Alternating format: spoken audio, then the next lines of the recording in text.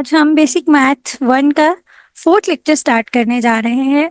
हमारा पहला टॉपिक है, जो फर्स्ट टॉपिक है वो है percent. Percent percent is a way of writing a fraction whose denominator is 100। Percent एक वे है जिससे हम लिख सकते हैं कोई भी फ्रैक्शन वाली टर्म को जिसके डिनोमिनेटर में 100 आ रहा है। The percent sign percent following a numbers mean place the number over 100। जो परसेंट का साइन होता है, परसेंट जो है ना, इट मीन यहाँ पे ये बताया गया है कि जो परसेंट है वो इज इक्वल होता है 1/100, कि किसी भी टर्म के नीचे 100 लगाना है। मतलब 3% इज इक्वल है 3/100। A fraction whose denominator is 100 is converted to decimal form by moving the decimal point into the numerator 2 places to the left and eliminated the denominator। अच्छा जी, जो फ्रैक्शन है जिसके डिनोमिनेटर में 100 आ रहा है उसको हम कन्वर्ट कर सकते हैं डेसिमल फॉर्म में, मतलब पॉइंट्स की फॉर्म में। किस तरह से? Bye moving the decimal point in the nominator. जितने पॉइंट्स में, मतलब कि हमने उस पॉइंट को डिनोमिनेटर में जो टर्म आ रही है, जैसे यहाँ पर 2 0 है तो यहाँ पर पॉइंट 2 डिजिट्स के बाद आ जाएगा। 2 places to the left and eliminate the denominator, और हम डिनोमिनेटर को एलिमिनेट कर देंगे। और जितने नंबर्स के बाद डिनोमिनेटर में 0 आ रहा है, मतलब जितनी टर्म्स के, लाइक सिंपली अगर देखें, अगर हमारे पास हो 4 5 0 और डिनोमिनेटर में 1 3 zeros आ गए, तो यहाँ पर ये आपका क्या आएगा? 0.45। तब भी इसी तरह से अगर तो आपके पास 4 5/10 आ गया, क्योंकि 100 की ऑलरेडी एग्जाम्पल कर दी गई, तो 0 जस्ट 1 डिजिट के बाद है और यहाँ पर इसका पॉइंट आ जाएगा, तो ये आपके पास क्या आ जाएगा जी? 4.5। तो 4.5 यानी कि यहाँ पर क्या हुआ है, ये करने से ये जो डिनोमिनेटर की टर्म थी ना, ये एलिमिनेट हो गई, ये खत्म हो गई है। तो यही यहाँ पे लिखा हुआ है कि हम इसको डेसिमल फॉर्म में कन्वर्ट करते हैं डेसिमल पॉइंट से, और जो denominator of 2 points to the left and eliminate the denominator, और एलिमिनेट कर देंगे हम इसके denominator. Since a percent is understood to mean a fraction whose denominator is 100, कि अगर किसी नंबर के साथ परसेंट लिखा हुआ है तो ये बात अंडरस्टूड होनी चाहिए कि परसेंट का मतलब क्या है, कि उसके डिनोमिनेटर में 100 आ रहा है। जैसे मैंने स्टार्ट में बताया, परसेंट जो है 1/100 के इक्वल होता है। तो यहाँ पर we see that 3% is equal है 3%। 3% इज इक्वल है 3/100। अब यहाँ पे देखें, अब 1 डिजिट के जो है पॉइंट आएगा यहाँ पर हमारा, लेकिन क्योंकि यहाँ पे 0 है तो एक और 0 है, तो अब ये क्या होगा? 0.03, क्योंकि डिनोमिनेटर में 2 टर्म्स है तो यहाँ पर हम 0 लगाएंगे और फिर इसको मूव करेंगे, तो ये इस तरह से आपका answer. Similarly we change a decimal to a percent by moving the decimal point by placing to the right and adding the percent sign। कि जिस तरह से हम ये काम करते आ रहे हैं ना, कि हम परसेंट से डेसिमल पॉइंट्स में आ रहे हैं, हम डेसिमल पॉइंट से परसेंट में भी जा सकते हैं। हम चेंज कर सकते हैं डेसिमल पॉइंट को to a percent by moving the decimal point 2 places to the right and add the percent sign. Like अब ये आपके पास जो नंबर है 0.045 इज इक्वल है, अब ये देखिए 0.045। अब इसका जब हम पॉइंट खत्म करेंगे, देखिए हम इसका पॉइंट खत्म कर रहे हैं, लेट्स सपोज, तो ये क्या हो जाएगा? ये डिनोमिनेटर में ये 1000 आएगा। अब लेकिन हमने परसेंट साइन लगाना है, तो परसेंट साइन जो होता है वो तो 100 होता है, 1000 नहीं होगा। तो इट मीन्स के आपने 45/10 रख लिया है, और ये साथ में आ गया जी परसेंट। अब ये जो 10 आया है, इस 10 को जब हम ऊपर लेके आएंगे तो ये 4.5 हो जाएगा। यहाँ पर ये डॉट नहीं है ना, ये बाय मिस्टेक लग गया, मैं इसको भी रिमूव कर देती हूँ जी। आई थिंक सो अब ये जो कॉन्सेप्ट है ये थोड़ा सा क्लियर हो जाएगा। अब नेक्स्ट हम मूव करते हैं, तो ये 4.5% हो गया। फ्रैक्शन एज अ परसेंट, के हम फ्रैक्शन को एज अ परसेंट कैसे लिखेंगे? We multiply the fraction by 100 and divide the new fraction by its denominator. For example, we write 1/40 as a percent। हमने 1/40 को as a percent लिखना है, तो हम इसको क्या करेंगे? हम 1/40 को मल्टीप्लाई करेंगे 100 से, और डिवाइड कर देंगे 100 से। अब जो मल्टीप्लाई वाला 100 है वो ऊपर आ जाएगा, और जो डिवाइड वाला है ना 1/10, 1/100, उसको परसेंट में चेंज कर देंगे, तो ये क्या हो जाएगा आपके पास 2.5%। तो इस तरह से हम इसको लिख सकते हैं। For example this, similarly to write 1/7 as a percent, अगर हमने 1/7 को एज अ परसेंट लिखना है तो हम इसको कैसे लिखेंगे, वी फॉर्म 100/7, और साथ में देखिए मल्टीप्लाई वाली जो टर्म है वो ऊपर आ जाएगी, जो डिनोमिनेटर वाली टर्म है जो डिवाइड हो रही है वो 1/100 से वो परसेंट में चेंज हो जाएगा। मैथमेटिक्स में रूल है कि अगर हम कुछ मल्टीप्लाई करेंगे तो हमें वो डिवाइड भी करना पड़ेगा, ताकि जो उसका इफेक्ट है वो 1 हो। इसी तरह से अगर हम कुछ ऐड कर रहे हैं तो हमें वो सब्ट्रैक्ट भी करना पड़ेगा। नेक्स्ट हम इसकी एग्जांपल की तरफ मूव करते हैं।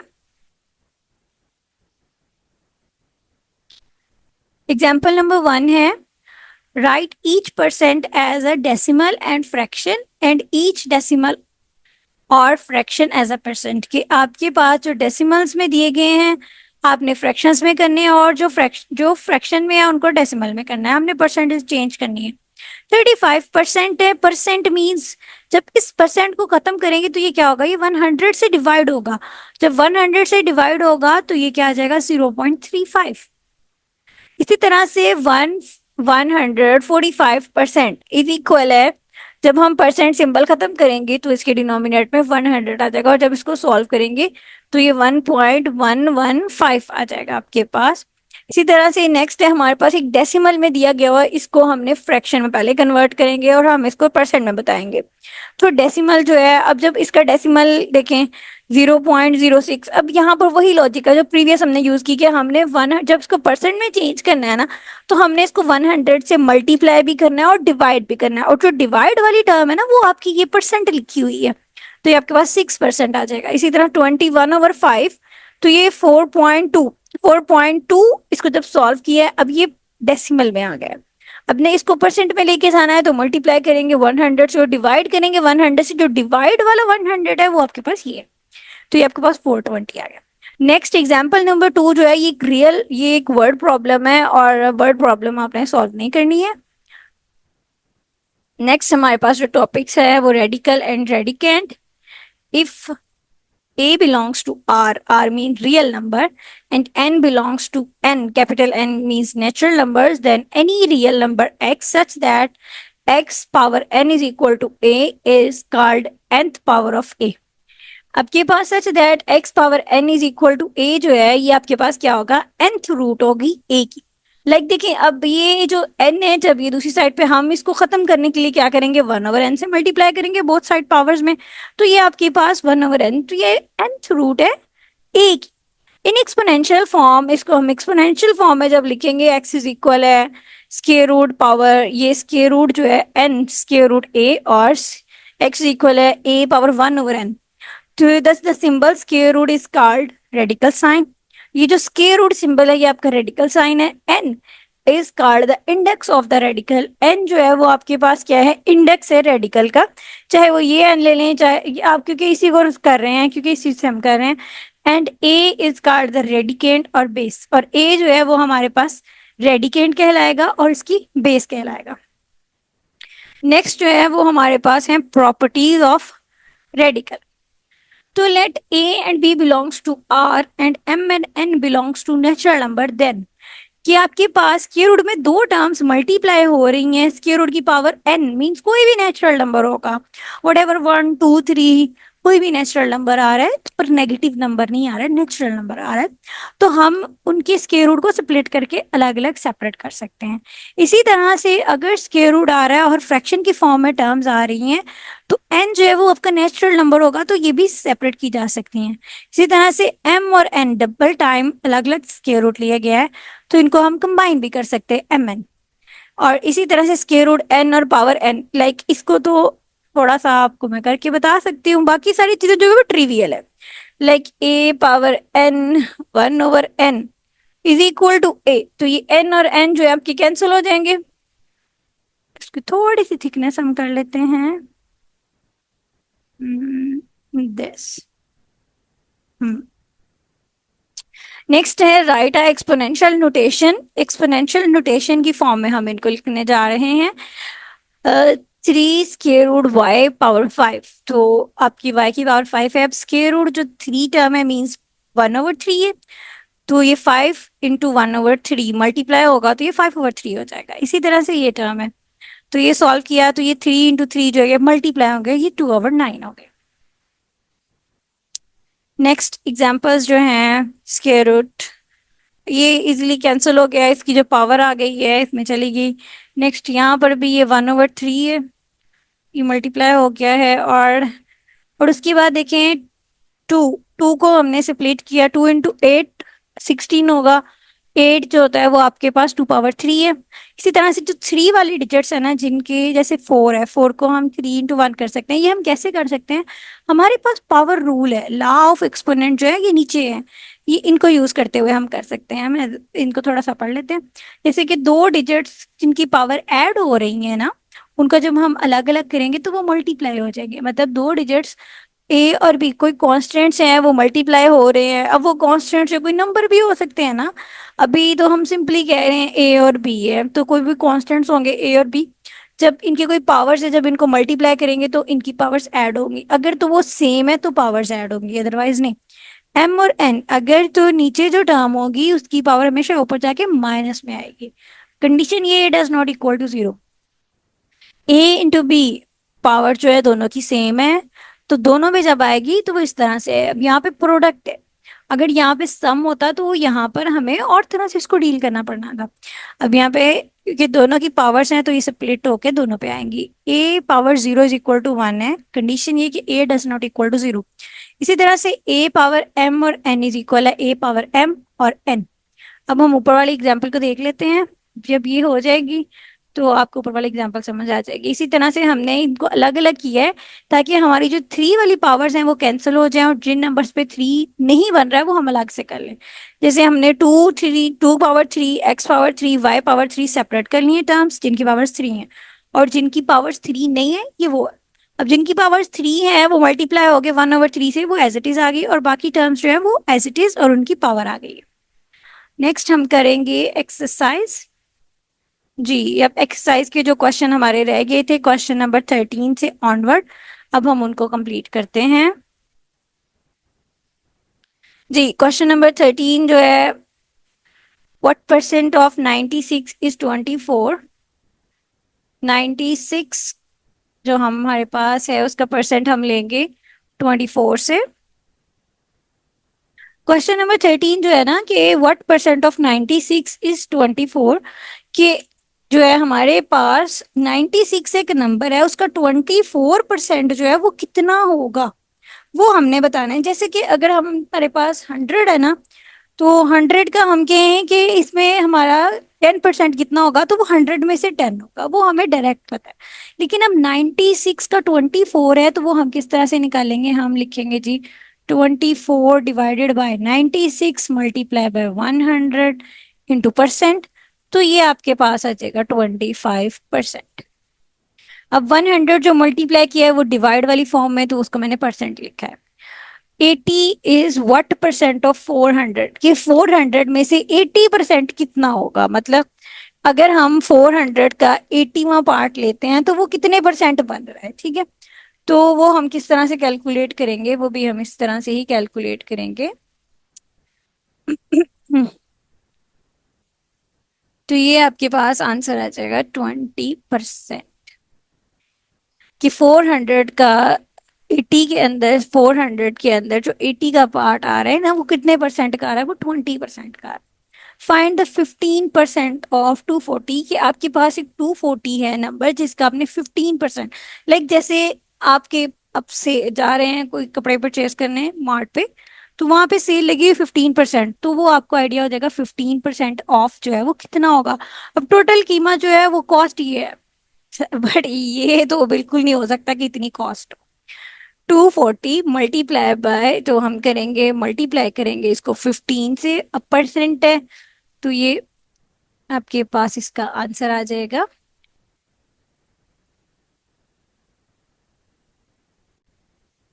ठीक, तो इसको जब हम सॉल्व करेंगे ये हमारे पास आएगा दिस।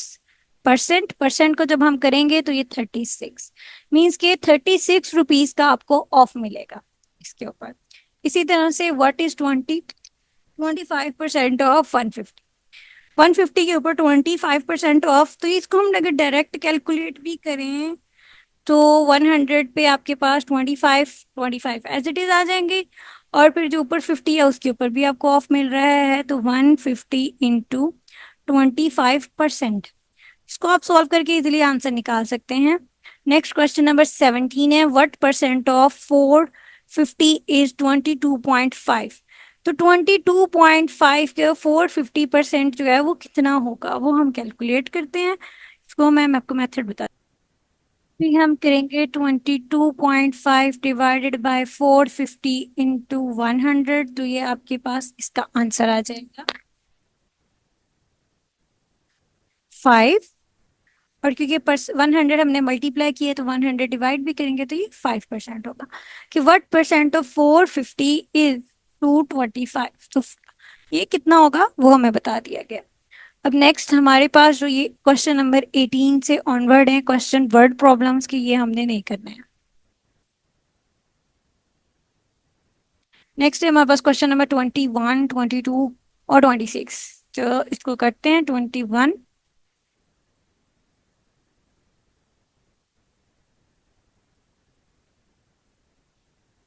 जी, सेम वैसे ही है जैसे प्रीवियस काम किया था कि पहले आपने जो पावर्स है ना, जैसे 8 है, इसको अब हमने स्प्लिट किया है। तो 8 हमारे पास 2 मल्टीप्लाई बाय 2, ये वही काम है जो प्रीवियसली करते आए हैं हम। 8 हमने सबसे पहले जो प्राइम नंबर्स है उन पे इनको करना होता है। 4 आ जाएगा, 2, 2, 2, और ये आपके पास आ गया। तो ये 2 मल्टीप्लाई बाय 2 मल्टीप्लाई बाय 2। इसी तरह से 125 को किया है तो वो 3 मल्टीप्लाई बाय 3 मल्टीप्लाई बाय 3। यहाँ पे क्या आ गया, 2 की पावर 3 आ गई है आपकी, और इसी तरह से हम्म, और 5 पावर 3 आ गई है। अब जो पावर्स 3 है वो इनसे हम कॉमन करेंगे, कॉमन करके कैंसिलेशन होगी, और यहाँ पे क्या पावर आ जाएगी, -4। अब -4 है, माइनस जब जाएगा तो 5 की पावर -1 और 2 पावर -1, जब हम इनकी प्लेसेस चेंज कर देंगे तो ये +1 हो जाएगी। तो इनकी पावर्स होगी 4, और ये power 4 means 5 multiply by 4 time जब आएगा तो वो 625 आ जाएगा, और 2 मल्टीप्लाई बाय 4 टाइम 16। नेक्स्ट है क्वेश्चन नंबर 14, आपका एक्सरसाइज का ये क्वेश्चन नंबर 22 होगा। तो क्वेश्चन नंबर 14 या क्वेश्चन नंबर 22, यहाँ पर देखें आपको पावर जो है, यहाँ पे x मल्टीप्लाई हो रहे हैं, x पावर 3 और x पावर -2, और इसी तरह से y पावर -3 और y पावर 1। तो x को मल्टीप्लाई करते हैं और y को मल्टीप्लाई करते हैं, और 3 और 4 को मल्टीप्लाई करते हैं तो -12। अब x की जब मल्टीप्लाई होंगे तो इनकी पावर्स ऐड होंगी, तो 3 -2 ऐड हो गए। इसी तरह से -3 + 1 ऐड होगा, तो ये आपके पास आ जाएगा y पावर जो है वो -2 है। माइनस को हमें सॉल्व करना पड़ेगा तो -2 वाली टर्म नीचे चली जाएगी। नेक्स्ट अब आपके पास है question number 23। Square root 4 time, मतलब स्क्वायर रूट है 1/4 आएगा आपके पास। अब देखिए x पावर 4 y पावर 8 है, मीन्स 2 टाइम आएगा, ठीक है, या 2 सिंपली ले हैं, और ये 2 पावर 4 है और ये 5 पावर 4 है, तो ये आपने सभी किया और आपने ये 4 पावर कैंसिल कर दी और y स्क्वायर आ गया। नेक्स्ट है आपके पास क्वेश्चन नंबर 24।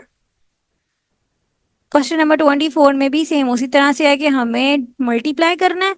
मल्टीप्लाई करने के बाद इनकी पावर्स जो है वो सेम सेम है, तो माइनस हो रही हैं तो माइनस सिंबल आ रहे हैं, तो इनको माइनस करके आपके पास 5 आंसर आ जाएगा। नेक्स्ट है question number 25, 4 power 1/4।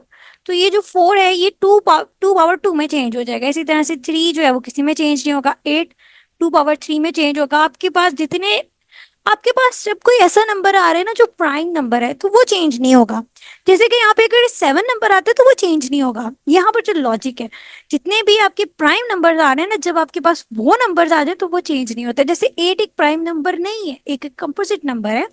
Prime number वो नंबर्स होते हैं जो इटसेल्फ और 1 पे डिवाइड हो, और कंपोजिट नंबर वो होते हैं जो इटसेल्फ और 1 के अलावा उनके कोई पॉजिटिव डिवाइजर होंगे। जैसे 8 का डिवाइजर आपके पास 4 है, 2 है, तो जिनके डिवाइजर्स जो हैं वो इटसेल्फ और 1 के अलावा आ रहे हैं, मतलब 2 डिवाइजर से ज्यादा आ रहे हैं, वो आपके कंपोजिट नंबर्स हैं। और जो कंपोजिट नंबर्स हैं आपने उन्हीं को सॉल्व करना है, आपने प्राइम नंबर्स को सॉल्व नहीं करना। ठीक है, जैसे 5 एक प्राइम नंबर है, वो सॉल्व नहीं होगा, 7 नहीं सॉल्व होगा, 11 आपसे सॉल्व नहीं होगा, 13 सॉल्व नहीं होगा, 19, 17 ये भी आपसे सॉल्व नहीं होंगे क्योंकि ये प्राइम नंबर्स हैं। जी, क्वेश्चन नंबर 17 की तरफ आते हैं। और ये आपने इस तरह से करके जो पावर्स हैं कैंसिल हो रही हैं, उनको कैंसिल करने के बाद अब हम जो टर्म्स हैं उन्हीं को सेम सेम कर देते हैं। ये 2 पावर 1/2 और यहाँ से भी 2 पावर 1/2 और ये 2 पावर 1/2, तो ये तीनों जब कंबाइन होगी, दो प्लस होंगी एक माइनस हो जाएगी, तो ये 1/2 रह जाएगी। इसी तरह से 3 पावर 1/2 1 और ये माइनस टर्म नीचे आके प्लस टर्म हो जाएगी और ये आपका आंसर आ गया। नेक्स्ट है आपके पास 8x/81y। आपकी एक्सरसाइज में ये क्वेश्चन लास्ट क्वेश्चन है, यही आपकी एक्सरसाइज का, आई थिंक ये नेक्स्ट भी है, देख लेते हैं। नहीं, ये आपकी एक्सरसाइज का लास्ट क्वेश्चन है। मल्टीप्लाई हो रहा है अब, क्योंकि पावर्स देखें, यहाँ पर भी कोई नंबर नहीं लिखा है, यहाँ पर भी कोई नंबर नहीं मेंशन, तो ये सिंपल स्क्वायर रूट है, तो ये 1/2 इसकी पावर है, तो ये दोनों कॉमन हो गई हैं। अब 4, ये 2 जो है इसको कैंसिल करेगा, तो ये 4x², x×x मल्टीप्लाई हुआ, इनकी पावर्स 1 और 1 ऐड हो गई, y⁵ और 81 और y⁵ अब y⁵ जब y ऊपर जाके माइनस होगा 5 में से, तो ये क्या बचेगा, 5 - 3 2 आ गया। अब यहाँ पर देखें, ये 2 पावर 2 है, ये 9 पावर 2 है, तो ये सभी की पावर 2 है, तो ये इसको कैंसिल करके सॉल्व कर देंगे, तो ये आपके पास आंसर आ जाएगा 2x y और 9।